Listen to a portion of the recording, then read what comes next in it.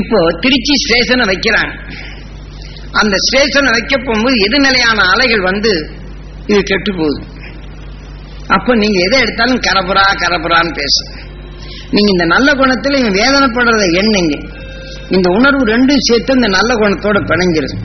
அப்புறம் நீங்க நல்ல குணத்தை நினைக்கும் மாதிரி அம்மா இடுப்பு வலிக்குது, மேல் வலிக்குது, தலை வலிக்குது அப்படின்னு சொல்ல ஆரம்பிச்சு.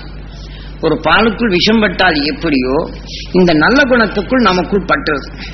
அப்ப இந்த நல்ல குணத்தை தொடைக்கிறதுக்கு தான் கோயில்ல அந்த குணத்தை வச்சு அந்த தெய்வ குணத்தை நான் பெறணும் அப்படிங்கிற போது அங்க பெறணுமாகும். இந்த குணத்தை பெறணும். விதையெல்லாம் இந்த உண்மையை நம்மளுக்கு உணர்த்தினவங்க தன் உடல்ல விளைய வச்சு இந்த உணர்த்தினவங்க பூரா எங்க இருக்கிறாங்க? அவங்க சப்தரிஷி மண்டலமா இருக்கிறாங்க. அவங்க உடல்ல இந்த உண்மை எப்படி இருக்கு அப்படின்னு அவங்க உடல்ல விளைஞ்சதான் அவங்க வெளியில சொல்லணும். ஒரு சோளம் அதோட ருசியை கொடுக்கும், ஒரு மிளகா அதோட ருசியை கொடுக்கும். நான் கோபக்காரன், கோபத்தை தான் சொல்லுவேன். நான் திருடனா இருந்தேன், திருடனுக்கு நான் வழியை சொல்வேன். பயமா இருக்கிறேன், அங்க போன அது இதுன்னு சொல்லுதான் நான் பயத்தை சொல்வேன். ஆக என் குணத்துல எது முன்னணியில வச்சிருக்கிறனோ இதைத்தான் நான் சொல்லிட்டே இருப்பேன். வேற ஏதாவது சொல்ல போறனோ? ஞானி இதையெல்லாம் விளைய வச்சு முதிர்ந்த பிற்பாடு அவன் வாயிலிருந்து சொல்ற இதை செய்தால் இப்படி இருக்கும் அப்படின்னு அவன் உடல்ல விளைய வச்சு அந்த சொல்லால சொல்லி அதை அங்க உருவாக்க வச்சிருக்கான். எங்க கோயில்ல அவன் சொன்னதையும் இப்ப எங்க இருக்கிறான்? சப்தரிஷி மண்டலம்லாம் இருக்கிறான். அவன் வாயில பேசின இந்த பேச்சு உண்மை கெட்டதெல்லாம் நீக்கி பழகினான். அந்த பழகின நிலை பூராமே இன்னைக்கு சூரியனுடைய காந்த சக்தி எடுத்து கலந்து இங்க வச்சிருக்கு. இப்ப நாம ஒரு சமயம் எனக்கு இடைஞ்சல் செய்தான், ஆனா பாய்ப்பை இப்படி இடைஞ்சல் செய்தான்னு எண்ணிடும், அப்புறம் எப்படியோ மறந்துடும்.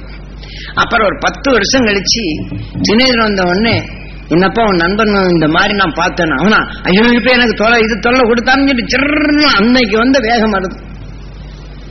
அன்னைக்கு வந்த வேகம் அந்த குணத்துல நீங்க எந்த உதவி செய்தீங்களோ அதை நினைப்படுத்தின உடனே இதை விட்டு போட்டு அது வந்துடும். இதே போல அது காத்துல இங்க படர்ந்திருக்கு. அந்த உணர்வு அவன் உடலை விளைய வச்சு நமக்குள் பதிவு செய்திருக்கிறான்.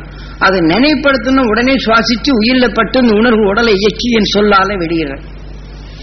இதே போல ஞானிகள் தனக்கு துன்பம் வரும்போது துன்பத்தை நீக்கி பழகணும். அதுக்குத்தான் நாம் என்ன செய்யறோம்? வராகமூர்த்தியை பார்க்கிறோம். வராகமூர்த்தினா என்னங்க? இது பன்னித்தலை தானே போட்டிருக்கிறாங்க. பன்னித்தலையை போட்டு மனிதனோட ஓடலை போட்டு அவன் வந்து ஒரு அவதாரம் அப்படின்னு சொல்லிட்டு நாம கும்பிடுறோமா இல்லையா? வராகமூர்த்திய பன்னித்தலை அங்க வராகமூர்த்தி அப்படின்னு சொல்லிவிட்டு இந்த பன்னித்தலை வச்சிருக்கிறத நாம கும்பிடுறோம். இங்க என்ன செய்யறாங்க? யானைத்தலையை போட்டு இங்க மனிதன் உடலை போட்டு விநாயகாங்கிறாங்க. யானைகிட்ட சின்ன ஊசி போட்டாலும் அது கண் பெருசா இருந்தாலும் அது நுண்ணி அலைகள் எடுத்துக்கிடும். இப்ப நம்மளுக்கு கை அங்கங்கள் இருக்குது, அதை போல சிந்தனை செய்து மனிதனை போல அந்த ஞானத்தை பேசியது. இதே போல ஞானத்தின் தொடர் கொண்டு நாம் ஒவ்வொரு உடல்லையும் தன் ஞானத்தால இந்த மனித உடல் பெற்றோங்கிறது இங்கே காட்டுது. இங்கே யானைத்தலையை போட்டு மனித உடலை போட்டு இது விநாயகா அப்படிங்கிறாங்க. இப்ப நாம என்ன செய்யறோம்? இந்த தும்பிச்சங்கை இருந்து இதை வந்தோடனே ஓங்கிற பரவனுக்கு அவன் தான் முழு முதல் கடவுள், இப்படித்தான் நம்ம கற்பனை பண்ண முடியும். ஆக இதை சாதாரண நிலைகளைத்தான் நம்ம அதை புரிகிறோம். அவன் முழு முதற் கடவுள் என்று நாம் பேசுறோம். இங்க வராகமூர்த்தி நாம கும்பிடுறோமே, இங்க பண்ணி வீட்டுக்கிட்ட வந்தா நாம என்ன செய்யறோம்? சீச்சின்னு நாம வெறுக்கிறோம். நம்ம குழந்தை நல்லா அங்க போய் ஏதாவது பேண்ட் சேப்படின்னு சொல்லி சொன்னா வீட்டுல ஏதாவது பேண்ட் என்ன வாசப்படிக்கிட்ட ஏடா கிரகம் இப்படி பேண்ட் ஏடான்னு சொல்லி போட்டு அவனை திட்டுன்னு திட்டுறோம். ஆனா அந்த ஓரத்துல பேண்ட அந்த நரகல இந்த பண்ணி நுகர்ந்து சாட் போட்டு பண்ணி சாணம் போட்டா அது அங்க இருக்குது. நாம சீன்னு சொல்றதில்ல, தூண் சொல்றதில்ல, ஒண்ணும் செய்யறது. அது வாசனை வருதோ? வாசனை வரல.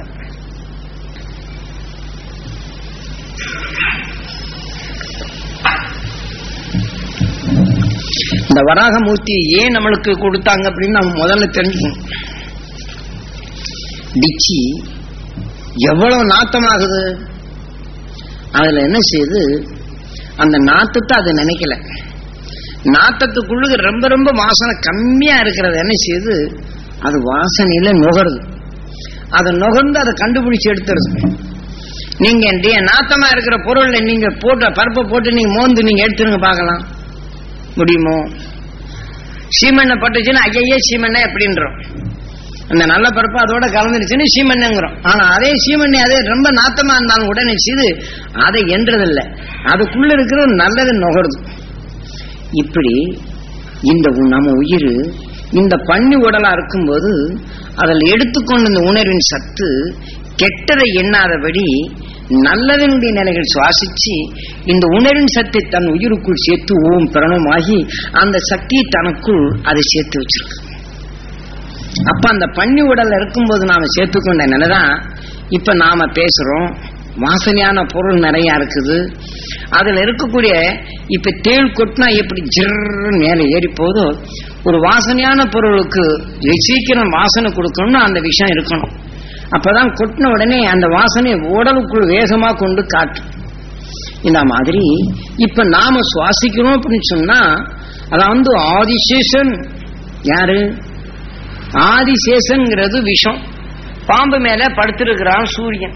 நாராயணன் எது மேல பள்ளி கொண்டிருக்கிறான்? சூரியன் மேல. ஆக அந்த கடுமையான விஷத்தின் தன்மையைத்தான் அது சுழலச் செய்து அந்த விஷத்தின் தன்மை கொண்டுதான் அவ்வளவு பெரிய ஆற்றலும் இயக்கி அது ஒளி சுடராக மாறும். அந்த விஷத்தின் துடிப்பின் வேகம் அந்த நிலைப்பெறும். வயிறும் அமைதியா இருக்கு. ஆனால் அந்த விஷத்தின் தன்மை தனக்குள் எடுத்து தன் இச்சையாக ஒளி சேர்க்குது. பேரத்தை தட்டி சாப்பிட்ட விஷயம் உடனே ஆளை க்ளோஸ் பண்ணி, ஏனால் அதுக்குள்ள விஷம். அதை பார்க்கும் போதும் மகிழ்ச்சி. ஏனென்றால் இதையெல்லாம் நாம் உணர்த்துவதற்கு அந்த ஞானிகள் தெளிவுரை ஒவ்வொன்றையும் நம்மளுக்கு தெளிவுரை காட்டியிருக்கிறாங்க. ஆக இந்த வராகமூர்த்தியை நாம காட்டினுடைய நிலைகள் நாம் அந்த உடல்ல பண்ணி உடலா இந்த உயிர் வளர்ந்து கொண்டு இருக்கும் போது கொடுத்ததை நாம் கெட்டதை நீக்கிவிட்டு நல்லதை சுவாசிச்சு தனக்குள்ள எடுத்துக்கொண்ட இந்த சத்து தான் இப்ப நாம மலம் ஆகுது அப்படின்னு சொன்னா நம்ம மலம் நாடுது.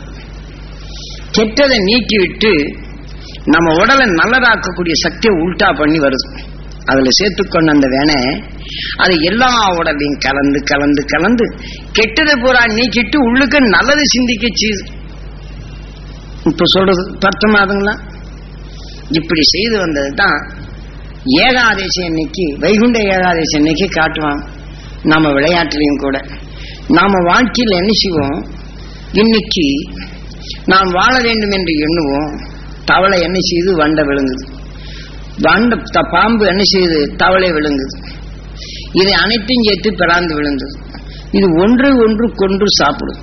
ஆக தான் வாழ வேண்டும் என்று எண்ணுது, இன்னொரு விஷயத்துக்குள் சிக்குது. இப்படி நாம முன்னேறி வர வர தன் வளர்ச்சி நிறைகள் ஒவ்வொன்றா அடிபட்டு ஒன்றுக்குள் போய் எப்படியோ ஆனாலும் இப்படியே வளர்ந்து நாம மேல வந்துடும். ஆக மேல வந்தாலும் கூட நாம பரமபதம் ஆடி காப்போம். வைகுண்ட ஏகாதசி அன்னைக்கு பார்த்த உடனே மேல இன்னும் ஒரு தாயன்னா இருக்கு, போட்டா மேல போயிடலாம் நினைச்சிட்டு போட்டுவாங்க. நினைச்சுக்கிட்டு இந்த பயமும் நடுக்கம் போட்டு இப்படி எப்படி இதுல தப்பிச்சு போகணும் அப்படின்னு சொல்லிட்டு உருட்டாங்க. தாயமே வந்து டப்புன்னு அதுலயே வந்துடும். ஜர்றன்னு என்ன செய்ய இங்க வந்துருங்க, கீழே பண்ணிட்டு கொண்டு விட்டுரும். இதுங்கெல்லாம் நாம விளையாட்டுலையும் கூட ஏகாதசி அப்படிங்கிற போது அது என்ன ஏகாதசி அன்னைக்கு ஏன் காட்டுறாங்க? எதுவுமே வெறுப்பற்ற நிலைகள் ஒளியான சுடர் கொண்டு என்றும் நிலையான சரீரம் பெறதுன்னு ஏகாதசி. அந்த நாள் அன்று என்ன செய்யறாங்க, இது செய்யறாங்க. அதனாலதான் என் குருநாதர் அவர் வைகுண்ட ஏகாதசி அன்னைக்குதான் இந்த உடலை விட்டு ஒளியா போறார் வெளியில. அப்பதான் எனக்கு காட்டி அந்த உணர்த்திய இந்த நிலைகள் இந்த உடலிலே எப்படி நான் ஒளியாக மாறி இது வெளியிலே செல்லுது. அது வெளியிலே சென்ற பின் மற்ற மனிதனுடைய உணர்வுகள் எப்படியெல்லாம் கவருது. அந்த கவரும் போது குருநாதருடைய உயிராத்மா அதோடைய சுழற்சியின் நிலைகள் என்ன செய்யுது, தன்னை அருகாத அழைய அதனை இட்டு அது அணுக விடாதல அந்த சுழற்சி நிலைகள் கொண்டு விலகுது. ஆக இந்த உடலை விட்டு சென்ற பின் நம் உடல் என்ன செய்து விஷத்தை மலமாக மாற்றிட்டு வெளியில போகுது. விஷத்தை கழிச்சிட்டு நல்ல உடலா மாற்றி நமக்குள் கெட்டதை நாம் நீக்கக்கூடிய எண்ணத்தின் நிலைகளை நாம சிருஷ்டிக்கும் தன்மை கொடுத்து இந்த மனித உடல்ல அதை பெறதுக்கு. அப்புறம் அவர் என்ன செய்தாரு, என்னை துண்டு தான் இங்க கட்டிட்டு இருந்தார். டிச்சியில தான் போய் படுத்திருப்பார். ஏதாவது டிச்சியில படுத்திருப்பார். ஏதாவது நல்ல வேசி எடுத்து கொடுத்து குளிர்காலம் கொடுத்தோம்னா எல்லாத்தையும் கிழிச்சு கையிலையும் காலையும் கட்டிட்டு பாரு, எவனோ கிழிச்சிட்டு போயிட்டான் அப்படின்பாரு. எவனோ கிழிச்சிட்டு போயிட்டான். நான் சாமி இப்படி சொல்லுங்க, கிழிச்சிட்டு போயிட்டான், நான் என்ன பண்றது, நான் படுத்திருந்தேன் கிழிச்சிட்டு போயிட்டான். ஆக அவர் அசூசியை பற்றி அவர் நினைக்கல, இந்த உடலுக்குள் எடுக்கக்கூடிய மெய்வொழியை பற்றி தான் சிந்தித்தார். அவர் நான் பைத்தியத்தன்மா அவர் காமிக்கும் போதெல்லாம் ஐயோ இவர்கிட்ட பெரிய தொல்லையா இருக்கு, சிக்கிக்கிட்ட மீன் இருக்கு. அவர் சொல்ல செய்ததெல்லாம் பார்க்க போகும்போது இந்த உடலை விட்டு போன ஒரு பாடு நான் எதையெல்லாம் என்னன்னோ இந்த உணர்வின் அலைகள் இங்கே கவர்ந்து இருக்க போகும்போது பழின்னு தள்ளிட்டு இது போகுது. அப்படி போனாலும் இந்த பூமியின் பிடிப்பு அலைகள் இந்த உயிராத்மா என்ன செய்துப்பார். அதற்கு முன்னாடி எனக்கு சொல்லி கொடுத்தாரு, இந்த உயிராத்மாவே இங்க இருந்தாலும் அன்னைக்கு ஞானிகளும் மகரிஷிகளும் எந்தெந்த நிலைகளில் செயல்பட்டாங்க, அந்த செயல்பட்ட பின் இந்த ஆத்மா வெளியே போனாலும் தன் நிலைகள் கொண்டு வராது தடுத்தாலும் இந்த உணர்வுக்கு ஒத்த விழுது இந்த பூமியிலிருந்து உந்தி தள்ளணும். அப்படிங்கிறதுக்காண்டிதான் எவ்வளவு பெரிய ஆற்றல் பெற்றாலும் சாதாரண மனித நிலத்தில் வர்றாங்க. ஆக அவனுக்குள் இருக்கக்கூடிய இருளான துன்பத்தை நீக்கிவிட்டு உடலுக்குள் மகிழ்ச்சி ஊட்டி அவங்ககிட்ட இருந்து வரக்கூடிய மூச்சியை நல்லதை எனக்குள் அவங்க உடலுக்குள் சேர்த்து கஷ்டப்பட்டு பச்சளையும் விஷம் கொண்ட சில நிலைகளெல்லாம் எடுத்து விட்டு ஒருத்தர் துன்பப்படுறான்னா அந்த துன்பத்துக்குள்ளுக்கு இந்த உணர்வு இவன் கஷ்டப்பட்டு எடுத்துட்டு அவன் சந்தோஷப்படணும். அன்னைக்கு காசு வாங்கல ஒண்ணும் வாங்கல, ஒருத்தன் துன்பப்படுறான்னு உடனே நிச்சயம் அவனுக்கு நிவாரணமாகி அந்த துன்பமான உணர்வுகளை பூரா நீக்கிட்டு மெய்வழியின் சுடராக அவனுக்குள் மகிழ்ச்சியான எண்ணங்களை தோற்றுவிக்கும் உணர்வின் தன்மை மருந்து கொடுத்து நோயை நீக்கி சந்தோஷம் அவரு நல்லது செய்தாரு அப்படின்னு அந்த எண்ணத்தை ஏங்க வச்சு அதை ரசிச்சு தனக்குள் எடுத்து சொன்ன. இங்கே நான் பாசத்தால எடுத்துக்கொண்ட இந்த உணர்வுகள் எனக்குள் வேதனை இங்க வருது, அசுரத்தன்மை கிடைக்கட்டும் அப்படின்னு எண்ணி இந்த உணர்வுகள் இவனுக்குள் அந்த அது ஆகிய அதே முரட்டுத்தனமான நிலைகள் கொண்டு அங்கு சிக்கி அடிபடுகின்றான். ஆனால் ஞானியோ இவனுக்குள் இருக்கக்கூடிய விஷயத்தின் தன்மையை நீக்கி மகிழ்ச்சியூட்டும் உணர்வின் தன்மை அவனுக்குள் விளை வச்சு அந்த உணர்வின் ஆற்றலை தனக்குள் பெருக்கி அந்த உணர்வின் நிலையாக தனக்குள் வளர்த்து கொள்ள. ஆக விஷத்தை தனக்குள் இயங்காத வண்ணம் தனக்குள் அடக்கி நின்று மற்ற விஷயங்கள் இவனுக்குள் ஒடுங்க வேண்டும். சூரியன் எப்படி ஆதிசேஷன் மேல் பள்ளி கொண்டான் என்ற விஷம் இருக்கும்போது வான வீதியிலே தான் அதனுடைய சக்தியின் துணை கொண்டுதான் சூரியனின் சுழற்சி வட்டம், அதை துணை கொண்டுதான் விண்ணிலே உலகத்தை அந்த பிரபஞ்சத்தை சிருஷ்டிக்கும் தன்மை வருகின்றது. இதை போன்றுதான் அந்த ஆதிசேஷனான நிலை கொண்ட அந்த விஷமான சத்துதான் சூரியனிலிருந்து வெளிக்கதிர்களாக ஒளி அதாவது வெப்ப காந்தங்களாக வரும்போது அதை கவர்ந்து நம்ம பூமியின் ஈர்ப்பு அலைக்குள் வரும்போது இங்கு இருக்கக்கூடிய ஒவ்வொரு பொருளும் தான் கவர்ந்து கொள்ளுகின்றது.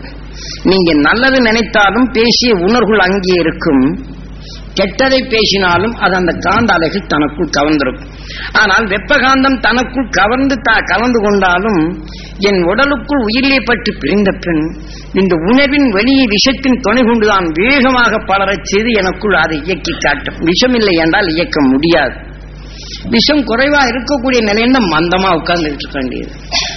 ஆக அத்தகைய விஷம் வந்தாலும் இந்த உடலின் தன்மையை விஷத்தை மலமாக மாற்றிவிட்டு தன் உணர்வின் ஆற்றல் பெற்ற இந்த சக்தியின் தன்மையை அன்று குருநாதர் காட்டும்போது இந்த உடலுக்குள் நின்று இந்த உயிராத்மா வெளியிலே சென்ற பின் இது எவ்வாறு எதன் நிலைகள் கொண்டு என்ன செய்கின்றேன், ஆனால் நான் உடல் இருக்கும்போது எதை செய்தேன், உடலை விட்டு அகன்ற பின் அதில் வளர்த்து கொண்ட உணர்வின் இயக்கங்கள் எப்படி இந்த உணர்வின் தன்மை அவர் காட்டி அந்த உண்மைதான் உங்களுக்குள்ளும் நீங்களும் பெற முடியும் என்ற இந்த உணர்வின் நிலையை உங்களுக்குள் செல்களாக பதிச்சிரு. எனது குருநாதன் இதை போன்ற மெய்வொழியின் தன்மையை இயக்க எப்படி அது ஒன்றுடன் ஒன்று இணைந்து இந்த உணர்வின் இயக்கமாக மாறி மனிதன் வரை வந்தது. மனிதன் இன்று அவன் ஒளியின் சரீரமாக பெற்று இன்று சப்தரிஷி சிருஷ்டிக்கும் தன்மை விண்ணிலிருந்து பேரண்டத்திலிருந்து எத்தகைய விஷம் வந்தாலும் அதனை தனக்குள் ஒளியாக மாற்றி உணர்வின் தன்மையை மகிழ்ச்சியாக நின்று அங்கு வெளிப்படுத்திக் கொண்டிருக்கின்றார்கள். ஆனால் நமது சாஸ்திர விதிகள் சொல்லுகின்றது அம்மி மிதித்து அருந்ததியை பார் என்று கல்யாண இருமணமும் திருமணமும் கல்யாண நேரத்துல சொல்லி காட்டுகின்ற சாஸ்திரத்துக்கு நீ பாரு. எதுக்கு பார்க்க சொல்றாங்க, ஏன் பார்க்க சொல்றாங்க அப்படின்னு தெரியாது. ஆக இது கணவனும் மனைவியும் அது ஒன்று சேர்த்த அந்த உணர்வின் சக்தி தனக்குள் எடுத்துக்கொண்டதை அது உருவாக்கும் செய்யும். அது கணவன் மனைவி என்பதை இன்று உயிர் கணவனாகின்றது. தான் எடுத்துக்கொண்ட இந்த சக்தி, அந்த சக்தியின் தன்மைதான் நமக்குள் அது மனைவி ஆகின்றது. ஏனென்றால் எந்த சக்தியின் தன்மை கொண்டு இந்த உயிர் ஒரு தாவர என சத்தை தனக்குள் எடுத்து இந்த உணவின் சத்தை அணு திசுக்களாக மாறுது. இந்த சத்துக்குள் இருந்த இந்த உயிரின் துடிப்பு அந்த உணர்வின் மலமாகித்தான் அதனின் நிலைகள் உடல் பெறுகின்றது. அதை போல இன்று கணவன் மனைவியுடைய நிலைகளும் நாம் கடந்த கால ஞானிகள் சொன்ன இந்த முறைப்படி இருவருமே எடுத்துக்கொண்ட இந்த நிலைகள் கொண்டு ஒருவருக்கொருவர் அந்த ஒற்றுமையான நிலைகள் கொண்டு அந்த மெய்வொழியை எடுத்துக்கொண்டால் அந்த இரு சக்தியுடைய நிலைகள், அதாவது பெண்பாலுடைய அமில சக்திகள் ஜாஸ்தி. என்று விஞ்ஞான முறைப்படி இன்று அமெரிக்காவில ஆண்கள் என்ன செய்யறாங்க, பெண்கள் குழந்தைகள் பெற்றாலும் அதே சமயம் ஆண்களுக்கு பால் கொடுக்கும் திறனை, ஆனா இன்ஜெக்ஷன் மூலியமாக பால் கொடுக்கும் திறனை கொடுக்கிறாங்க. இது விஞ்ஞானம். அதே போல இன்று அன்று மெய்ஞானிகள் இந்த உணவின் சக்தி, ஏனென்றால் அந்த பெண் பாலுடைய உணர்வுகள் மற்றதை கவர்ந்து இந்த உருமாற்றம் ஆற்றல் பெற்ற அந்த சக்தி அவங்களிடம் உண்டு. ஆக ஒரு தாவர எண்ணத்துக்குள் அந்த சக்தியின் தொடர்க்குள் ஒரு உணர்வின் சக்தி தனக்குள் பெருக்கும் நிலை வருகின்றது. இதை போலதான் இந்த உடலுக்குள் அது சேர்த்துக்கொண்ட இந்த நிலைகள் கொண்டு ஒரு உடலாக அந்த உணர்வின் தன்மையாகுது. இது சிவசக்தியாக உடல் பெறுகின்றது. இதை போல இந்த சிவசக்தி நிலைகள் கொண்டு பெண் பாலுடைய நிலைகளே ஒரு உடலா இருந்தாலும் ஆண்பாலுடைய நிலைகள் உடல் வேறா இருந்தாலும் இந்த எண்ணத்தின் நிலைகள் கொண்டு ரெண்டும் ஒன்று போல இணைக்க செய்யும் போது அந்த இணைப்பின் தன்மையை அந்த உடலாக மாற்றின. இதற்குத்தான் சாவித்திரி கதைகளை எழுதுகின்றார். ஒன்றுவத்த நிலைகள் கொண்டு கணவனும் மனைவியும் ஒன்று சேர்த்து தன் எண்ணத்தின் தன்மை கொண்டு விண்ணின் ஆற்றல் சப்த ரிஷிகளின் அருளொளி பெற வேண்டும் என்று அந்த உணர்வின் தன்மை தனக்குள் எடுத்துக்கொண்டு அதே உணவின் தன்மையை மனைவிக்கும் பெற வேண்டும் என்று, மனைவி கணவனுக்கு பெற வேண்டும் என்று இந்த இருவருமே ஒன்று சேர்த்த உணர்வின் தன்மை அந்த எண்ணத்தை தனக்குள் எடுத்து வளர்க்கப்படும் போது அந்த மெய்வழியை காணும் நிலையும் இங்கே வருகின்றது. உதாரணமாக இன்று சாதாரண ஒரு மனிதனுக்கு துன்பப்படுகிறான் என்று நாம் வேதனைப்படுவோர் உள்ள நிலைகளில் அந்த வேதனையை செவிகொண்டு நாம் கேட்டு இந்த உணர்வின் தன்மை நாம் வளர்த்து அந்த பாசத்துடன் அவருக்கு உதவி செய்யும் போது அந்த நோய்வாய்ப்பட்டு அதிகமாக முதிர்ந்து அவர் இறந்த பின் அவருக்கு உதவி செய்தவர் இறந்தவுடன் இவ்வளவு காலம் உதவி செய்தனே, இப்படி ஆத்மா பிரிந்து விட்டதே என்று இயங்கும் போது இவர் யாரும் எனக்கு உதவி செய்யவில்லை, இவர்தான் உதவி செய்தார் என்ற இந்த உணர்வு கொண்டு அந்த உயிராத்மா கடைசியில் அந்த நினைவு வந்து வெளியில வரும்போது இந்த உயிராத்மா இங்கே வந்து விடுகின்றது. ஆக வெளியில வந்தவுடனே இவர் உடலுக்குள் வந்துடுது. உதவி யார் செய்தாரோ அவர் உடலுக்குள் வந்து இந்த உணர்வை அதை இயக்கி விடுது.